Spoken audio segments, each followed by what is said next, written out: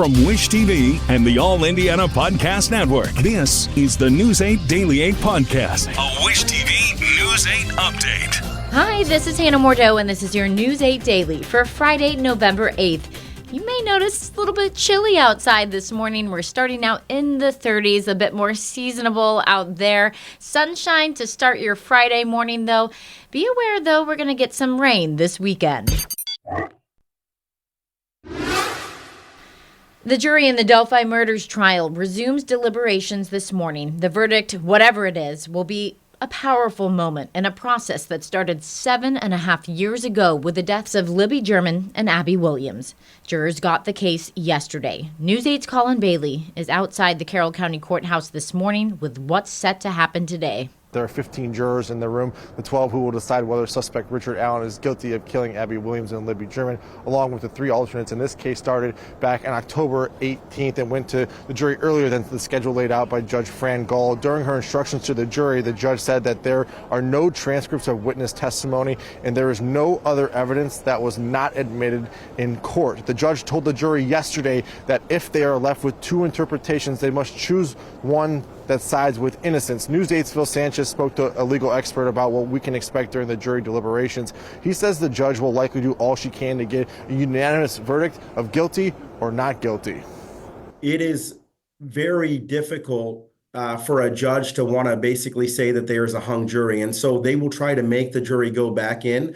But if this goes on for 3, 4, 5 days and a jury says we can't come to an agreement, then the judge is going to have to find that there is a hung jury and then release the jury and set this for another trial date. Judge Gold told the jury they should not come to a decision, quote, beyond all possible doubt, only beyond a, quote, reasonable doubt. Again, those deliberations are expected to start at 9 o'clock. It's a little after 9 right now, so we expect that to be underway here shortly. We'll have teams out here all morning and all day long to bring you any new information updates that we have. But for now, outside of the Carroll County Courthouse, I'm Colin Bailey for Wish TV, wishtv.com, or follow us on Facebook for updates. IT-Mate's Kyla Russell has been in the courtroom for the entire trial. She shows us what jurors heard in the closing moments from prosecutors and the defense team. After 18 long days at 1:25, the jury stood straight up and gathered evidence from 3 weeks of testimony. They left the courtroom. The next time they walk back inside, it may be to deliver a verdict. The day started with 58 minutes of closing arguments from Carroll County prosecutor Nick McClelland, the man trying to convince jurors that Richard Allen murdered Abby and Libby. The prosecution focused on 3 main things: bridge guy, an unspent bullet, and Allen's reported confessions while in prison. McClelland again showed the jury an audio-enhanced bridge guy video taken by Libby moments before the girls died. Bridge guy orders the girls down the hill, and Libby said that be a gun. He reminded the jury of the many witnesses who say they saw bridge guy that day. The state again laid out their timeline, leading to Allen's arrest, and noted what they call incriminating items found inside Allen's home just before his arrest in 2022, 5.5 years after the deaths. Inside the house, McClelland said they found a bridge guy starter kit, complete with a handgun they say matched an unspent round found between the girls. Allen's prison confessions are another linchpin in their argument. He played the calls again, noting when Allen told his wife, "I did it.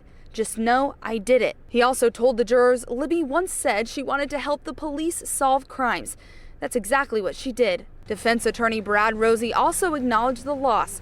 He said Richard Allen's life was ruined too. He showed the jury graphic photos of Allen inside of Westville, covered in feces, and pictures of medieval torture tools. He told the jury if they convict Allen, they would be endorsing that behavior. He said the defense's case for his innocence was easy to make, as it centered on the state's clumsy investigation. Time and time again, Rosie said Allen's defense team had to do the job of investigators. The defense cited missing interviews, a years-long delay in DNA testing, changing timelines, and shoddy firearm toolkit science as reasons the investigation fell short. He again noted there is no DNA evidence or digital evidence to tie Richard Allen to the scene, and he ended with a clear message to the jury: you must find Allen innocent. The jury will begin deliberating at 9 a.m. and will go until 4 p.m. unless they tell the bailiff they need longer. Now, those alternate jurors will be inside the room but will not participate in deliberations. Reporting here in Delphi, I'm Kyla Russell for Wish TV. wishtv.com, or follow us on Facebook for updates. As soon as a verdict is in, we will tell you immediately on Wish TV and on wishtv.com. State police say a person is dead after a fiery semi-crash in Indianapolis on I-65 northbound near the North Split. Crash is finally clear after hours of closing the interstate. It happened at around midnight. State police have not said what may have caused the wreck or how many people or vehicles are involved, but our crews at the scene could see at least one car and then the semi on fire. We now know Al McGee is the man under arrest after a nearly 6-hour SWAT standoff on the east side. We first told you about this story on Daybreak yesterday. Investigators tell us that at around 10 Wednesday night, a woman called saying she was being held at gunpoint by a man at a home on Gladstone Avenue near Brookville Road. Police say they found the woman outside. She told them McGee was still in the home and refusing to leave. IMPD says a SWAT unit tried to go into the home, but McGee fired shots at officers. No one was injured. After hours of negotiation, police arrested McGee. He now faces several preliminary charges, including intimidation with a deadly weapon. A new study says Indiana's economy is on a strong, sustainable path heading into 2025. The report from IU's Kelley School of Business finds a drop in interest rates and the prospect of more helps manufacturing. The study also says Indiana's relatively low cost of living is boosting consumer spending. The economist we spoke with says politics played little role in the research. When you look at the history of economic performance in the United States, there is really no statistically significant difference in who is in office. So when we build our economic forecasting models, it's really independent of who's going to win or lose an election. The Kelley School plans to release a more detailed economic outlook for 2025 next month. Setbacks are unavoidable, but giving up is unforgivable. Campaigns are contests of competing visions. The country chooses one or the other. We accept the choice the country made. President Biden speaks to the nation about this week's election results. Biden promised a peaceful transfer of power, emphasized the importance of integrity in the electoral system, and that he has invited President-elect Donald Trump to the White House. Trump's new administration will have the first woman as a White House chief of staff. Yesterday, Trump announced that Susie Wiles will serve in that role. Wiles was co-chair of Trump's presidential campaign. She's been in charge of Trump's political operations for the last 4 years. This is the first of several expected announcements from Trump about his incoming administration. In Colts Watch, the team needs to kickstart the offense this Sunday against the Buffalo Bills. Last week, only the defense scored as the team lost to the Vikings. Joe Flacco took over as quarterback in that game. The Bills are known for scoring a lot, but Flacco says his offense can't overthink what the Bills' offense is doing. If you start thinking like that and you start trying to do too much, you start trying to look for things that aren't there, that's not for players to worry about. The players just have to go out there and play for each other, have trust in each other that we're all going to do our jobs. The Colts and the Bills kick off Sunday at 1 o'clock. A stunner in Bloomington for the IU women. Harvard beat the Hoosiers 72-68 in overtime last night.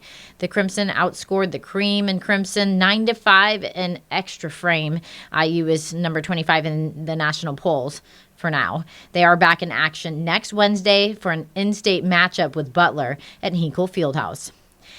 Indianapolis is, for the first time, hosting the World Food Championship. You can catch the world's best chefs in action at the Indiana State Fairgrounds. News 8's Hernan Gutierrez brought one into our kitchen studio this morning. There's going to be about 1,200 chefs over at the State Fairgrounds. That includes Preston Wynn. He is the 2021 World Food Champion, so he's all familiar with the competition.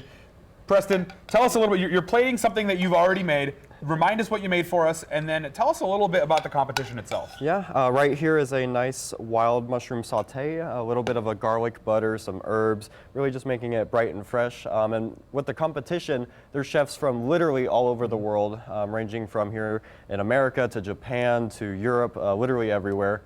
And you have to kind of go through this elimination style process to really get up to the top. So there's golden ticket opportunities to just even qualify for the event. And then here in Indy, we are doing the opening round. So tell me a little bit, there's about a dozen different categories that these chefs can compete in. What category are you competing in? And tell me a little bit more about your cooking style. Yeah, I'm competing in the chef category, and so this is kind of like executive chefs or professional chefs that are really trying to push the bounds of what they're doing with their food. And my cooking style really relies on my heritage. I'm half Vietnamese and half Mexican, but I was raised in Texas. So I love a lot of open, fiery flavors, but also trying to bring that youthful take on things. So a lot of molecular gastronomy and just new flavors. And what keeps you coming back to compete in this competition? You started competing since you were 18. That year that you won, you were the first or the youngest person to win the World Food Championship. So tell me a little bit about what brings you back every year. Yeah, what brings me back is really just the fresh take that all these chefs bring to the table. Even if it's just one new technique that I get to see from another fellow chef, like I always love to learn, and there's no other high like competition, like the adrenaline and the rush. Just seeing the clock ticking down, you're moving as fast as you can to really just bring the best to the plate. All right, I'm gonna wrap it up here. I'm gonna take a bite if that's all right. Yeah. That's really good. Thank you. Try not to talk with my mouth full. Very bright. It's always amazing to me how something so simple can be so tasty. If you're looking to check out the World Food Championships, they'll be at the Indiana State Fairgrounds, the Fall Creek Pavilion there through Tuesday. Everything kicks off tomorrow at 9 in the morning. Wish TV is proud to once again team up with the Moselle Sanders Foundation for the annual Moselle Sanders Thanksgiving Dinner. Last year, we raised more than $135,000 to help serve more than 10,000 people. If you want to donate, you can text Moselle to 5355. A $20 donation can serve a family of 4. Officials in South Carolina are searching for dozens of monkeys that escaped from a research facility. Authorities say 43 female monkeys are on the loose, but they're not dangerous and they're disease-free. The monkeys escaped on Wednesday night. The Alpha Genesis facility says a new employee didn't fully shut an enclosure. Researchers say that these monkeys like to stay in groups. Now teams are trying to track them down using traps and thermal imaging, but this isn't the first time the monkeys have escaped this facility. Officials say some got out a few years ago, but were brought back safely in less than a day. 3 people are now charged in the death of star singer Liam Payne.